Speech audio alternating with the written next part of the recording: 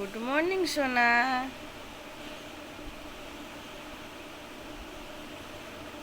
Good morning বন্ধুরা। দেখো এই ঘুম থেকে উঠেছে।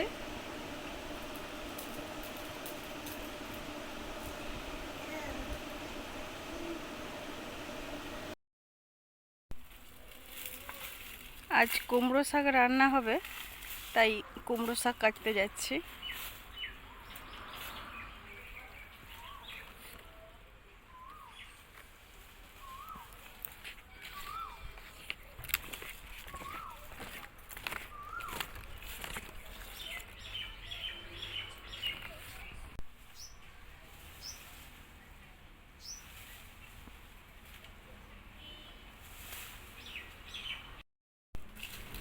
কুমড়ো শাক কাটা হয়ে গেছে, আনতেছি।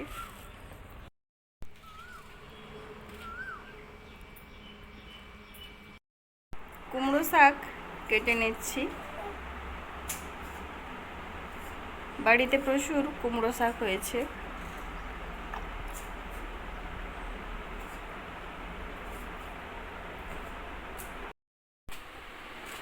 আমের চাটনি রান্না করার জন্য আম কেটে নিচ্ছি।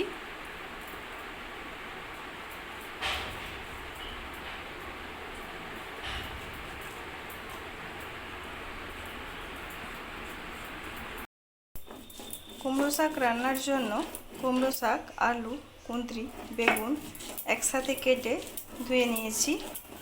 আজ কুমড়ো শাক নিরামিষ রান্না হবে। সরিষা বেটে নিচ্ছি। গ্যাসে কড়াই বসিয়ে দিয়েছি। কড়াই গরম হয়ে গেছে, এবার তেল দিয়ে দেব।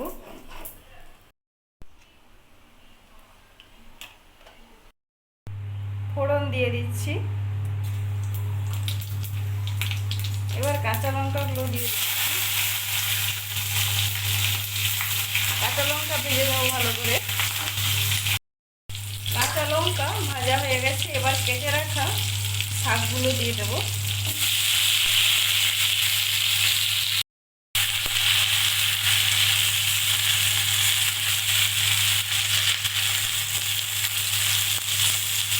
ভালো করে নেড়ে রাখছি। এবার নুন হলুদ দিয়ে দিচ্ছি।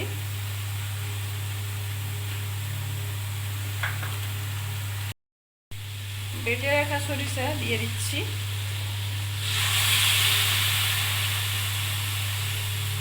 জল দিয়ে দিচ্ছি। পরিমাণ মতো জল দিয়ে ভালো করে সেদ্ধ করে নিতে হবে। পরিমাণ মতো জল দিয়ে দিয়েছি। এবার সেদ্ধর জন্য ঢাকনা ঢেকে দেব। রান্না হয়ে গেছে, এবার নামিয়ে নেব। এইরকম কুমড়ো শাক একবার রান্না করে দেখো, খেতে খুব ভালো লাগবে।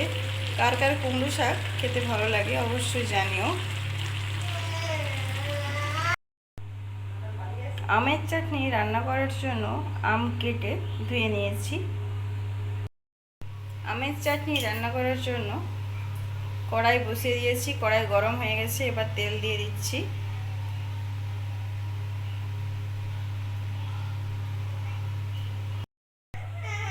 তেল গরম হয়ে গেছে, এবার ফোড়ন আর শুকনো লঙ্কা দিয়ে দিচ্ছি। কেটে রাখা আম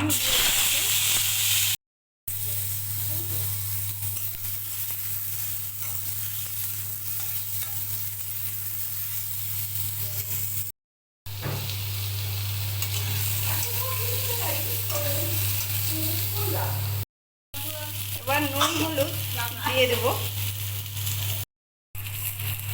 নুন হলুদ দিয়ে দিয়েছি, এবার নেড়ে নিচ্ছি।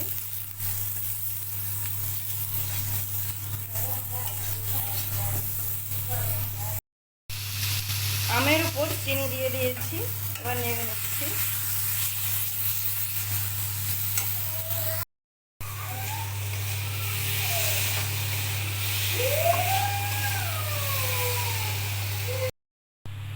জল দিয়ে দিয়েছি, এবার ফুটছে।